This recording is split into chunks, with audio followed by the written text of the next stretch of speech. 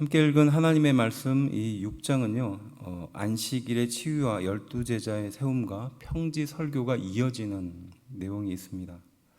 근데 함께 읽은 말씀의 그 중심은요. 은혜에 대해서 좀 돌아보고 또 우리가 어떻게 세상을 살아가야 하는지에 대한 구체적인 내용들을 볼 수 있는 장면입니다. 예수님께서 평지에서 가르쳐 주셨는데 먼저 복과 화에 대해서 말씀하시고 또 원수에 대해서 어떻게 해야 하는지 또 우리가 가지고 있는 그 선입관에 대해서 말씀하시죠. 결국 이 모든 것들 하나님의 말씀대로 행하는 자에 대해서 말씀하는 것으로 이 평지 설교는 맞춰지게 됩니다. 먼저 예수님은 20절부터 26절까지 복과 화에 대해서 말씀하고 계시는데요. 간단히 말씀드리면 가난한 자는 하나님의 나라가 너희의 것이다라고 말합니다. 또한 줄인 자는 배가 부르게 될 것이고 우는 자는 웃게 될 것이다 라고 말합니다. 이게 복 있는 사람에 대한 이야기죠. 그 다음에 부요한 자는 위로를 이미 받은 것이다 라고 말합니다. 그리고 배부른 자는 줄이게 될 것이고 웃는 자는 애통하게 될 것이다 라고 말하죠. 이렇게 가난한 자, 줄인 자, 우는 자와 부요한 자, 배부른 자, 웃는 자를 비교하고 있는 것이에요. 그래서 복이 임하는 사람과 화가 임하는 사람을 예수님은 나누어서 설명하고 있는 것입니다. 그리고 계속해서 이어지는 말씀은요. 원수를 사랑하라고 말씀하십니다. 27절부터 29절이에요.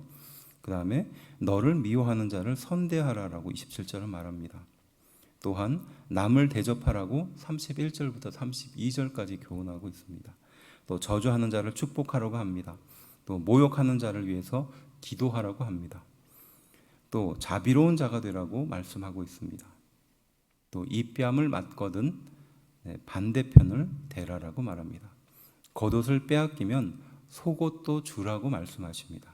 내 것을 가져가면 다시 달라고 하지 말라고 하죠. 비판하지 말라고 합니다. 그리고 결국 38절은 주라라고 말씀하십니다. 이렇게 보면 우리가 이렇게 살아갈 수 있을까? 이러한 삶을 살 수 있을까? 생각하게 되는 구절이에요. 우리는 누군가 나의 것들을 뺏어가면 그 빼앗은 것을 다시 가지고 와야 직성이 풀리는 사람입니다. 나를 힘들게 하고 괴롭게 하는 그 사람이 있으면 그 사람에게 그것 이상으로 갚아주어야 마음이 풀리는 사람들이죠. 이 뺨을 맞으면 우리는 상대방의 뺨을 때려야 속이 풀리는 사람들입니다. 근데 예수님께서는 이 설교를 하시면서 이러한 말씀들을 가르치고 있는 것이죠. 곧 주라라는 것이에요. 내가 소유하고 있는 것, 네가 당연하게 여기는 그 모든 것들에 대해서 포기하라라고 말씀하는 것입니다. 예수님께서 왜 이렇게 가르쳐 주셨을까 생각하게 됩니다.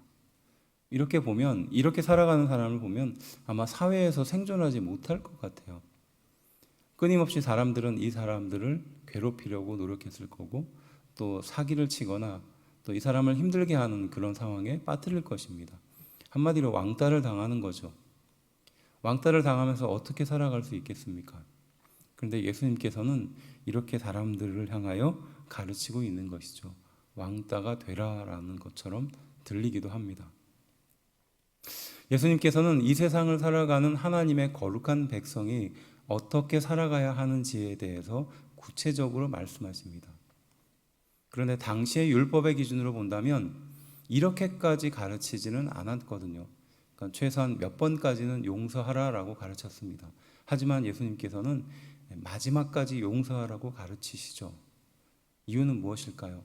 사람의 한계에 대해서, 사람의 죄에 대해서 그 누구보다도 예수님은 잘 알고 계십니다. 그래서 우리가 도저히 그것을 행할 수 없는 상태라는 것을 잘 알고 계십니다.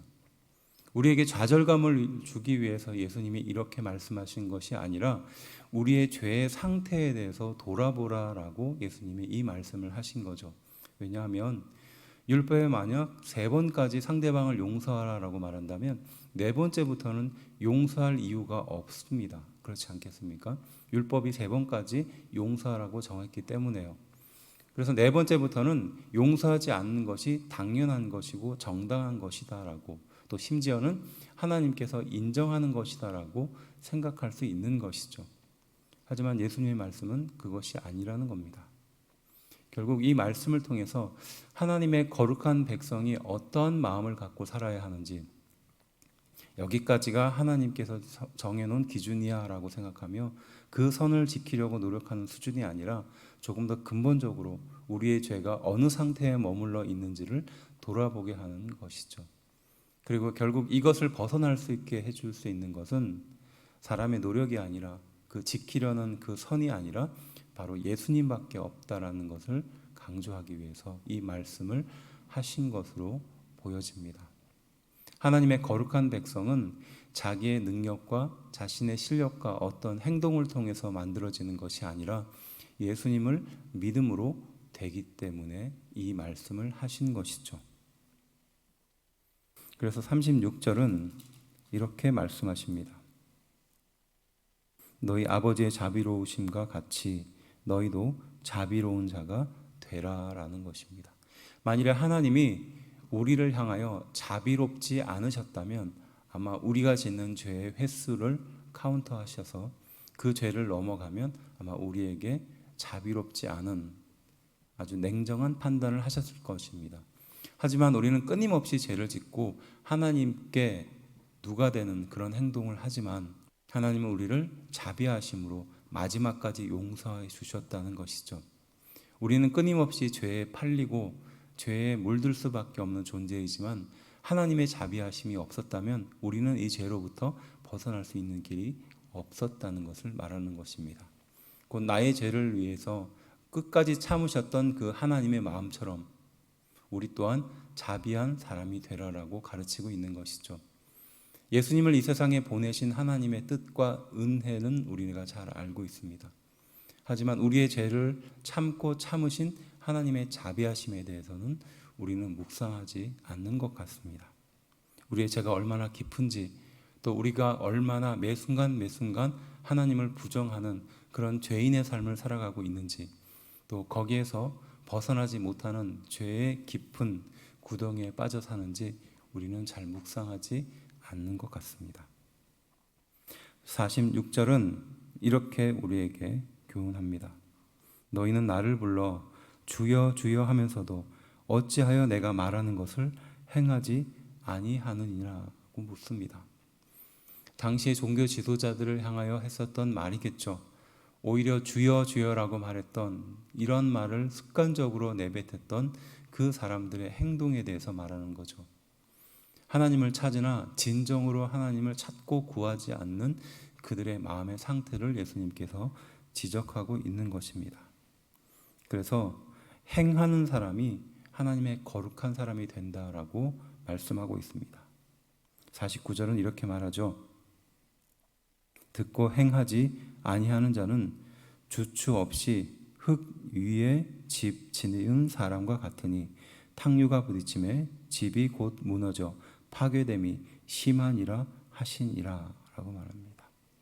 그래서 하나님의 말씀을 듣고 행하지 않는 그들의 죄를 지적하는 것입니다. 오히려 하나님의 말씀을 듣고 행하는 그 하나님의 백성에 대해서 강조하고 있는 말씀입니다. 우리는 우리의 죄에 대해서 너무나 잘 알고 있습니다. 하지만 너무 잘 알고 있기 때문에 방관하고 있는 것도 있습니다. 예수님께서는 바로 그 죄를 해결하기 위해서 이 세상에 오신 줄로 믿습니다. 우리는 예수님을 붙들므로 우리의 모든 죄가 해결되었다는 것을 하나님으로부터 인정받았습니다. 하지만 여전히 남아있는 우리의 죄에 대해서 이렇게 예수님의 말씀처럼 행해야 하는 것이 꼭 필요하다는 것이죠. 그렇지 않고 그저 말로만 주님을 찾는 그 사람들의 행동처럼 결국 그렇게 행동하지 않으므로 질책을 받게 되는 것처럼 우리는 이러한 과와 잘못을 범하지 않아야 할 줄로 믿습니다. 예수님의 이 평지 설교는 결국 우리를 향하여 하신 말씀입니다. 우리가 세상을 어떠한 마음을 가지고 살아야 하는지, 그리고 이 행동을 통해서 우리 자신의 죄를 어떻게 다루어야 하는지 알게 되는 구절이기도 합니다.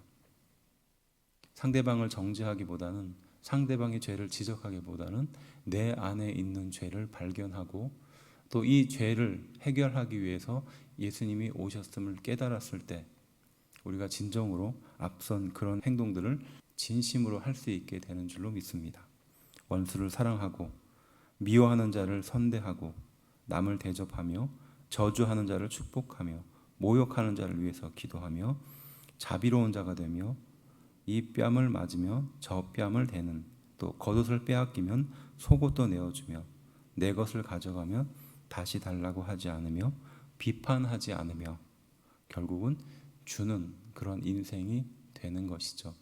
오늘도 이 말씀을 통해서 거룩한 사람, 또 행하는 사람이 되어 하나님이 기쁨이 되는 우리가 되기를 주의 이름으로 축원합니다.